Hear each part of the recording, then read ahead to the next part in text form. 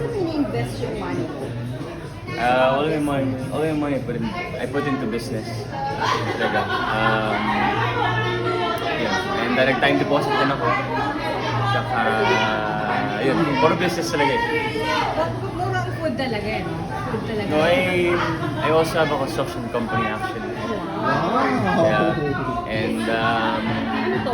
Your own or your family? my own. Sarili mo as a solo mo. Dalawa kami, may partner ako na architect. So, yeah. Saan based yun? Hmm? Saan based dito sa Manila? As of now sa Manila, tapos next week meron kaming sa province. There's an inner engineering. I think inner contractor in me.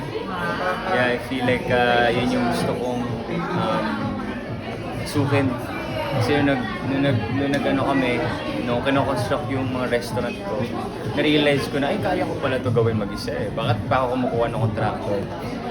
So, dahil doon, naisip ako gumawa ng construction company. So, I feel like gano'n naman yung buhay eh. Like, you just never know kung saan ka mapunta. Alam mo yun, like, kung ngayon, nandito ka, meron ka ma-discover, pwede pala ako dito. Diba? So, just taking all the opportunity that you can get and accepting it and galingan mo lang lagi. So food and hollow blocks. Puro fit out yung ginagawa ko now, but I'm looking into government projects. Oh. Yan ang malaki na di ba? But a lot to learn, of course. A lot to learn.